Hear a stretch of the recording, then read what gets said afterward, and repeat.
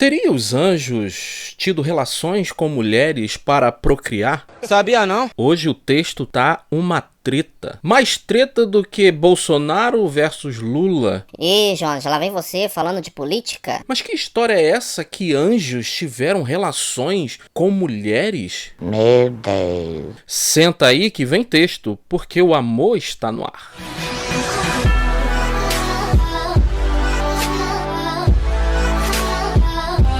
Olá pessoal, seja muito bem-vindo ao Reformando a Visão, aqui é o pastor Jonas Sabino. Antes de mais nada, eu gostaria de pedir para que você se inscreva nesse canal, deixe aí o seu like maroto e, se possível, comente, porque eu creio que será de grande proveito para que a gente possa cada vez mais trazer um conteúdo de qualidade. Em Gênesis 6 temos um evento bastante intrigante, onde dois grupos aparentemente bastante pitorescos parece que tiveram relações íntimas e daí obtiveram filhos gigantes. Meu Deus, e agora? Quem são esses dois grupos? Quem são esses filhos descritos lá em Gênesis 6? Vamos para o texto? Gênesis capítulo 6, verso 2 e verso 4 diz o seguinte: Os filhos de Deus viram que as filhas dos homens eram bonitas e dentre todas elas tomaram as que haviam escolhido. Verso 4. Naqueles dias os nefilins estavam na terra e também depois, quando os filhos de Deus possuíram as filhas dos homens, as quais lhes deram filhos, esses nefilins eram os valentes, os homens de renome da antiguidade. O texto de Gênesis 6, sem sombra de dúvidas, é um dos textos mais complicados que nós temos nas escrituras sagradas. Esse evento aqui é um daqueles eventos que, quando nós lemos, dá nó na cabeça. Que você não é o que o inimigo quer que você quer. Aleluia, errei. Que você não é aquilo que o inimigo quer que ele quer que você queira. É isso aí. Meu Deus. Esse é um dos textos com mais debate. Existem três posições em relação ao evento que nós lemos aqui em Gênesis 6. Vamos para a primeira posição. A primeira posição é que os filhos de Deus, descrito aqui em Gênesis 6, são anjos caídos que tiveram relações com mulheres que vieram a ter filhos, e esses filhos de uma raça mestiça, filhos híbridos, conhecidos como os nefilins. E um dos argumentos usados aqui por essa linha teológica é que o termo filhos de Deus, em hebraico, é Benei Ha-Elohim. E esse termo é usado aqui em textos como Jó 1:6, Jó 2:1, que descreve a assembleia solene que está havendo no céu, e aí vão até a presença de Deus, os filhos de Deus, aqui no caso anjos, e Satanás. E o termo usado aqui é esse, Benei Ha-Elohim, que é o mesmo termo usado em Gênesis 6. Essa mesma posição vai usar como um segundo argumento que a mistura desses dois grupos ofendeu a Deus, pecando contra o Senhor, porque não procriaram segundo a sua espécie, gerando gigantes, seres híbridos, meio homem, meio anjo.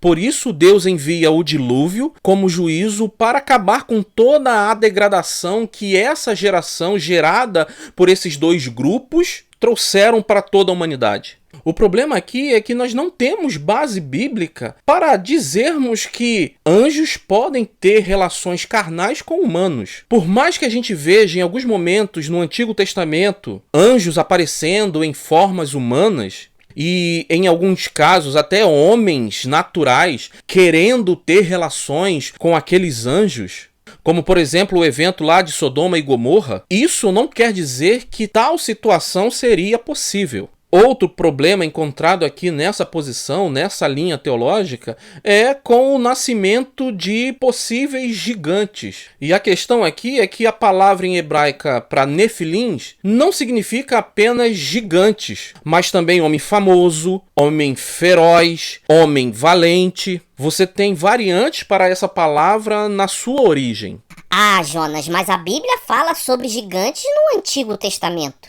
Mas sim, a Bíblia fala sobre homens muito grandes. Mas será que esses homens que são mencionados de grande estatura no Antigo Testamento, num período pós-dilúvio, podem ter alguma relação com os nefilins aqui descrito em Gênesis 6? Então, se os nefilins são os gigantes que aparecem no período pós-dilúvio, por que eles não se afogaram com o dilúvio, assim como disse Deus?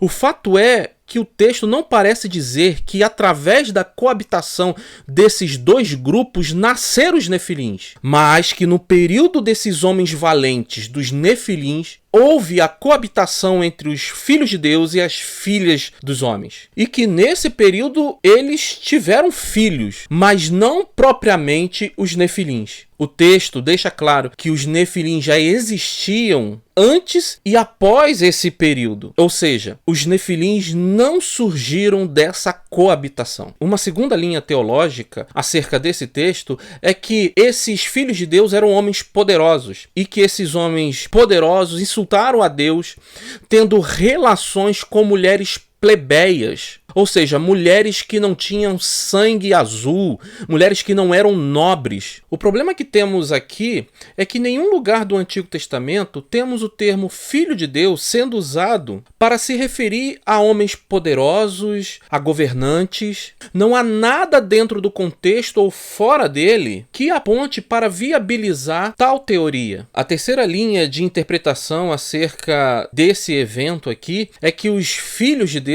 eram descendentes de Sete e as filhas dos homens descendentes de Caim, onde as duas linhas haviam se preservado separadas. Contudo, a linhagem de Sete, que eram servos de Deus, que invocavam o nome de Deus, começaram a se misturar com os descendentes de Caim, uma descendência ímpia que fugiram da presença do Senhor. E essa relação com os ímpios foi uma ofensa ao Senhor. E essa mistura veio propagar a maldade no mundo. No tempo de Noé, o homem estava mergulhado no pecado, na maldade, fazendo tudo contrário àquilo que Deus havia colocado como propósito. O problema é o argumento usado por aqueles que compreendem que o termo filhos de Deus é usado para anjos, Benei Ha Elohim, como visto lá no livro de Jó. Porém, quando a Bíblia se refere esse termo para anjos, ela nunca se refere a anjos caídos, mas sim anjos fiéis ao Senhor. Mediante a isso, poderíamos dizer que filhos de Deus expressa um povo santo, regenerado por Deus, e que invocam o nome do Senhor. Em Mateus 22, verso 30, vai dizer que os anjos não se casam e não se dão a casamento. Os relatos do contexto imediato, onde nós temos as genealogias de Sete e de Caim, podem muito bem nos servir de justificativas para compreendermos de que os filhos de Deus se tratam dessa linhagem que é adotada por Deus. Em Gênesis 4:1-17, vemos a genealogia de Caim, que é descrita como uma descendência indecente, imoral, depravada e que praticam abominações. Mas em todo o capítulo 5 de Gênesis,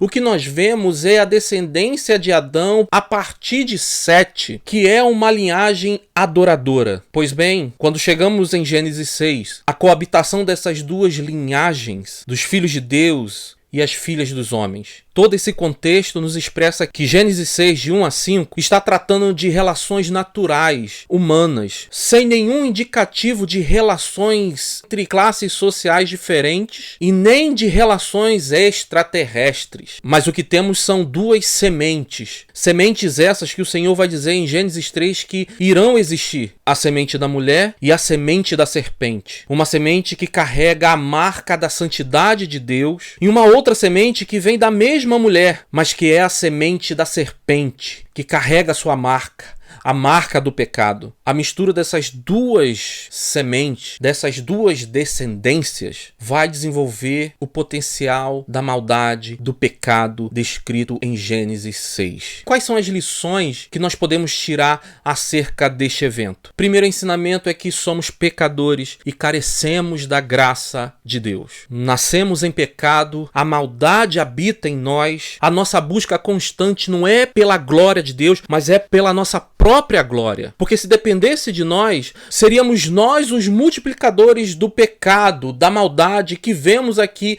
em Gênesis 6. Conforme a humanidade se multiplica, com ela se multiplica o pecado e a maldade. E se a graça de Deus, através de Jesus Cristo, não nos alcançar, estamos completamente perdidos, destinados à morte eterna. O segundo ensinamento que nós temos aqui é que a graça de Deus torna filhos aqueles que eram sementes da serpente. Deus é tão gracioso que mesmo o homem tendo se tornado mal, tendo em si a marca da serpente, a marca do pecado, Deus com a sua maravilhosa graça nos adota, nos traz para si, nos regenera, nos santifica, nos salvando da sua própria ira por conta do pecado. Ira essa que é derramada sobre o seu próprio Filho para que nós pudéssemos obter o perdão e a salvação. Não há uma unanimidade acerca desse texto, mas uma coisa é clara: Deus adotou filhos, adotou uma descendência que estava indo para o inferno, que tinha a marca da serpente e trouxe para si, para o louvor da sua glória.